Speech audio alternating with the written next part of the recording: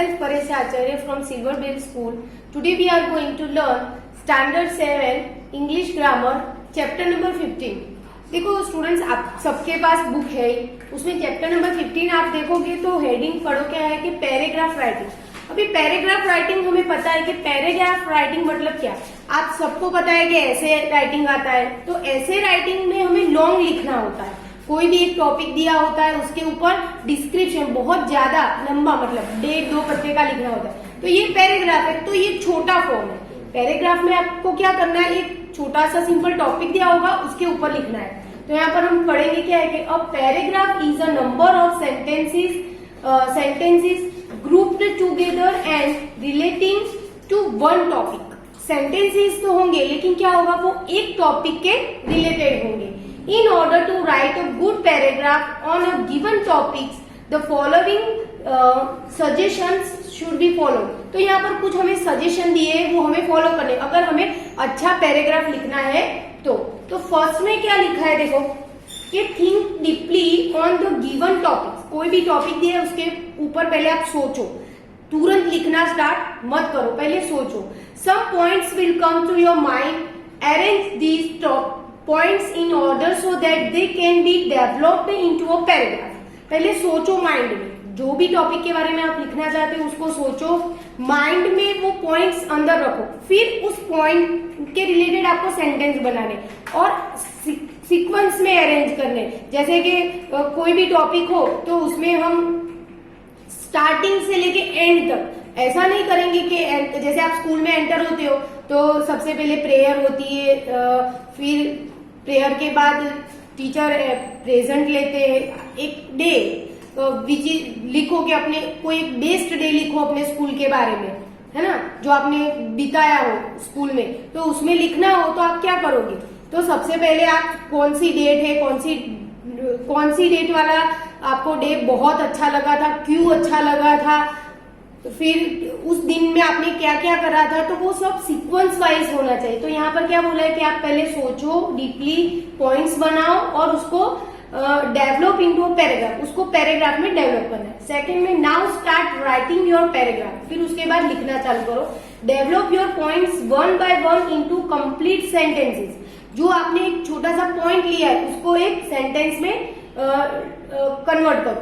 Take care that each sentence naturally flows from the previous word, मतलब एक दूसरे से एकदम सेपरेट सेंटेंस नहीं होने चाहिए, एक दूसरे से ज्वाइंट होने चाहिए। मतलब एक दूसरे मतलब एक पूरा सेंटेंस अलग और दूसरा टोटली उससे ऑपोजिट, ऐसा सेंटेंस होना नहीं चाहिए। Your paragraph should have unity होनी चाहिए।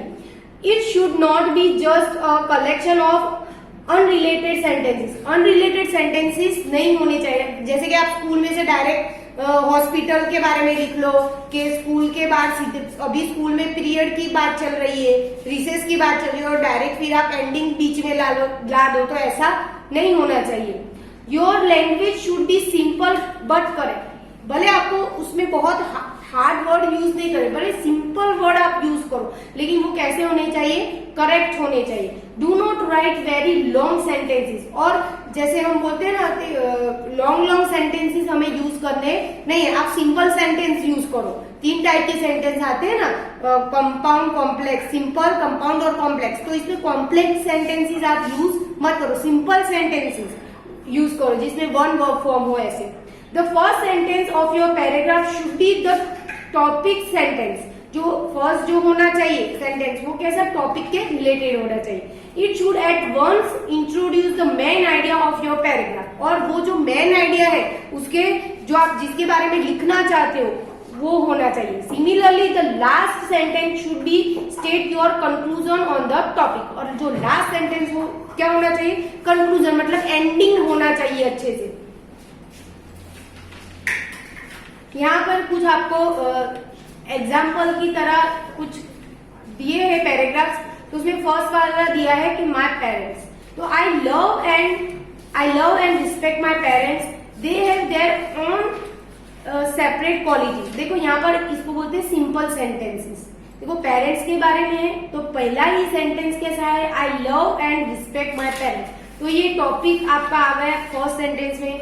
सेकंड में क्या करा है, they have their own separate qualities. My father, ये सिंपल सेंटेंसेस है, देखो full stop full stop. My father is hard and strict but my mother is very kind and humble.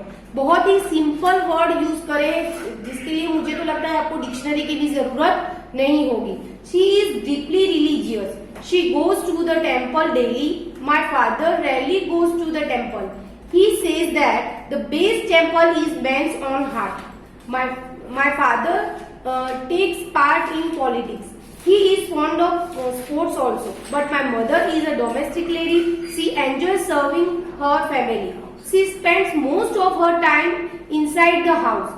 In spite of all these differences in nature, my parents never quarrel.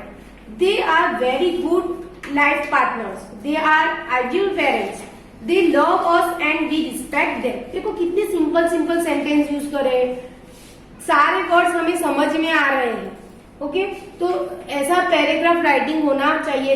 Book में बहुत सारे दिए हैं, I think वहां पर देखो 6 में दिया है how I spend my last Sunday, तो बहुत ही इजी है। हाउ आई प्रिपेयर टी, ये भी बहुत ही इजी है कि मैंने टी कैसे बनाई। तो ये सारे जो टॉपिक्स है बहुत ही इजी और इंटरेस्टिंग है। फिर है पैराग्राफ्स ऑन पर्सन्स। देखो ऊपर वाले जो थे वो अलग था, यहाँ पर वो ऑन लाइफ रिलेटेड था और यहाँ पर पर्सन रिलेटेड है। तो देखो क्या कैसे आपको दे सकते हैं, जैसे the work of a postman, तो इसके रिलेटेड हम थोड़ा पढ़ेंगे। The postman is a very useful public servant.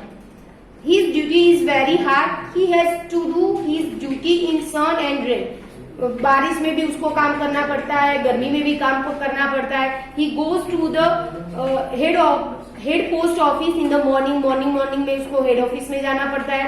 Then he gets the डाक, he arranges the letters, he puts them in a bag. Then he goes on his beat. He goes from door to door. एक घर से दूसरे घर पे जाता है। He is eagerly waited for. He brings good as well as bad news. मतलब जो पोस्टमैन पोस्ट कार्ड डिलीवर करता है उसमें अच्छी भी बातें होती, अच्छे न्यूज भी होते, बुरे न्यूज भी होते। He helps to bring the work closer. A postman has to work hard, but his pay is small. He can hardly make both ends meet.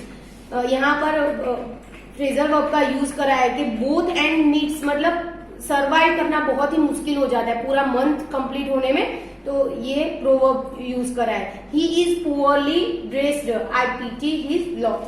बराबर, यहाँ पर बहुत अच्छी तरीके से ऐसे सिंपल वर्ड यूज करे हैं। सो देयर इज, अगर आपको जरूरत पड़े तो आप डिक्शनरी का यूज कर सकते हो। फिर यहाँ पर बहुत सारे दिए हैं, आप रीड करना, बहुत ही सिंपल लैंग्वेज है। तो यहाँ पर हम हमारा चैप्टर नंबर 15 कंप्लीट करते हैं, paragraph writing. Okay student, bye.